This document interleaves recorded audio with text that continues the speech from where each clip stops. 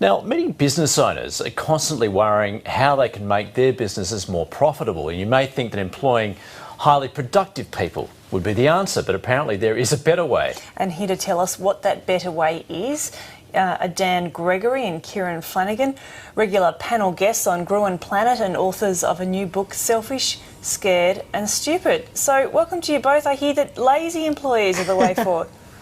Yeah, good morning. We think that lazy people have been far too underestimated in our businesses and in our economy. And as we're moving from, I guess, a more linear kind of work to a more creative kind of work, laziness is actually, it generates a capacity to find an easier, less labour-intensive way of getting work done. So laziness is actually an asset in a world that needs us to be more creative. Okay, Kieran, you're not then talking about someone who comes to work and can't be bothered doing any work.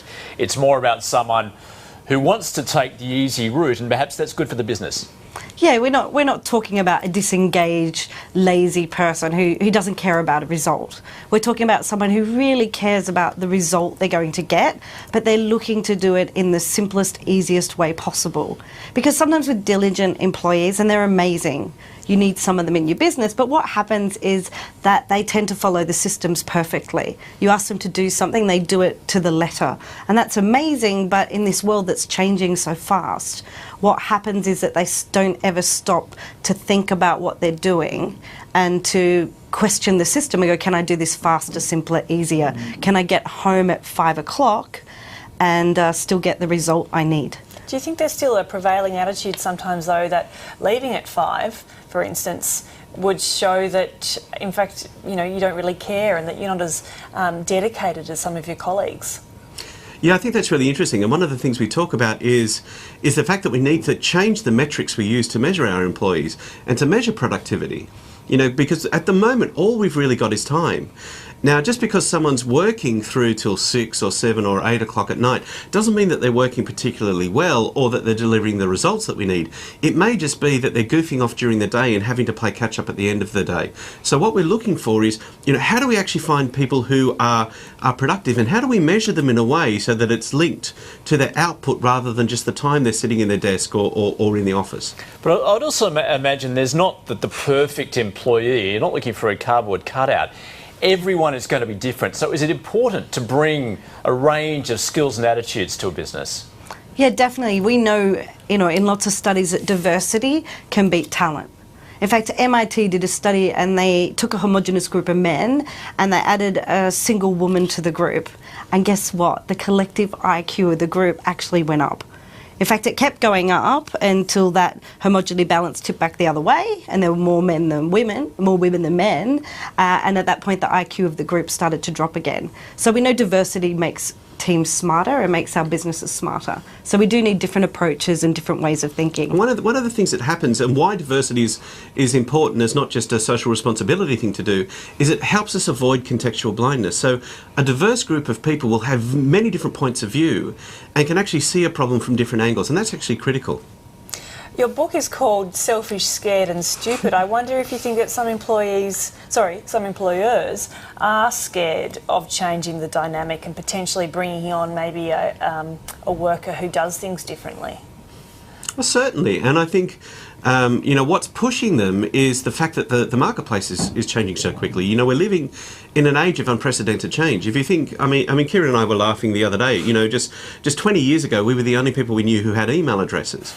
And now it's ubiquitous. So things are changing at such a rate that what used to be uncomfortable, what used to be threatening, what used to be scary, is now just a matter of course. And we kind of need to understand that and get used to it and have some strategies around it. And we've built our workplaces on, I guess, the Industrial Revolution systems. If you think about it, we needed production lines, we needed people to be there, we needed them to be efficient all day long to get more product off the line. But that system's changing as more and more technology comes in, and we need people who can think. The ability to think. We say creativity is our last competitive advantage that businesses have. So the lazy mindset, is a really important one to bring into play, to say, you know what, let's have people who constantly look at every new thing that's coming in, the technologies that are available, and look to make our systems faster, sharper, smarter and more creative. And how important is it to have a relaxed workplace? I mean, obviously we see it with some of the IT companies and so on, where they encourage their workers to go and play table tennis and sit in beanbags and do your work. I mean, is that the way we should be conducting our work? Look, it's really funny. You know, the rest of the world has started to look like an advertising agency from the 1980s, whereas advertising agencies have actually become more like, you know, sweatshops. So it's interesting that change has happened. I think what it's about is it's about changing the environment of work. And one of the things we talk about is the fact that, you know, design beats discipline and motivation in the long term. So discipline and motivation are great things, but they only ever work in the short term.